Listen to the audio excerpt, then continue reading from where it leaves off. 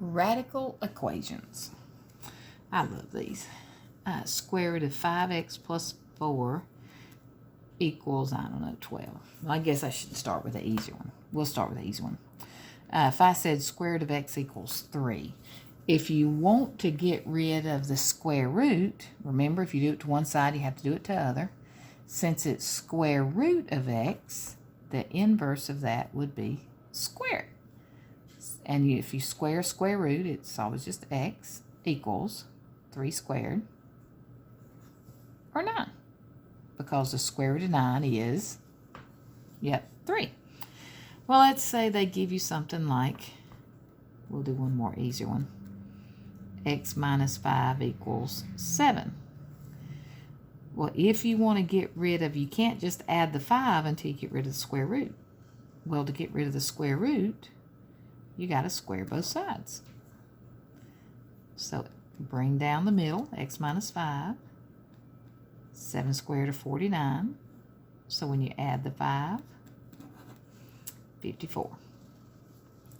And it's always good to check. Now on this one, you don't have an x underneath the square root.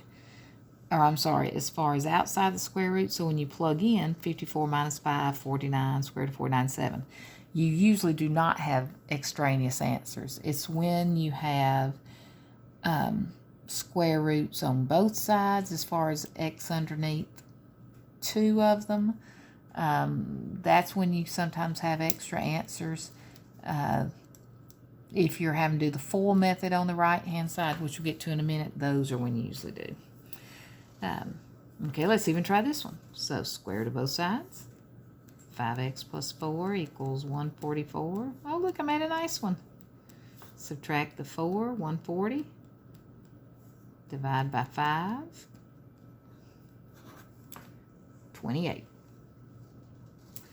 Now let's say they gave you one like this. Plus 7 equals 11. Well, you've got to get the square root all by itself so you can square both sides. So subtract the 7. Square root of x minus 8 equals 4.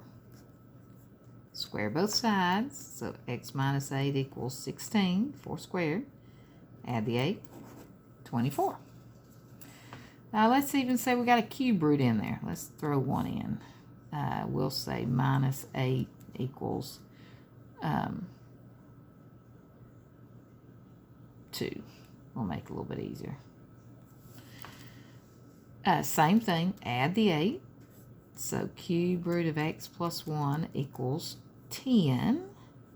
But see, the trouble is we got a cube root this time. So instead of squaring both sides, we're going to cube both sides. If it's fourth root, we're going to fourth it. Or fourth root it, rather. So x plus 1 equals 1,000. 999. Now let's even throw a coefficient out there. 2 square root of x minus 2 plus 7 equals 29. Well, just like with any equation, you're trying to isolate your term with the x in there. So first thing you want to do is subtract 7. So 2 square root of x minus 2 equals 22. Divide by the 2 to get 11. And then to get rid of the square root, square both sides. 121. Add the 2, 123. All right, let's say that I had square root of x plus 5 equals negative 8. And I know you're like, square both sides. X plus 5 equals 64. And just to play devil's advocate, we'll go ahead and do it. Negative 8 squared, so 64.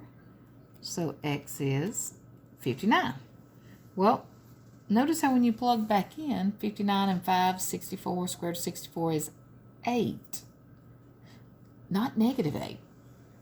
So if you get to a point that you get a square root and it's equal and a negative, no solution, it's not going to work. Now, the thing to watch out for is you don't want to get negative or no solution happy, because see, on this one it does equal a negative, but as soon as you add the 4, it becomes positive 3. So it's okay. X is 12. But you just can't have a radical, a square root, or an even root equaling a negative number. It just cannot happen. Cube roots can. So if you had cube root, you're good. But square roots, not so much. I hope this was of help to you. I'll do some more complex ones in the next video. Thank you very much.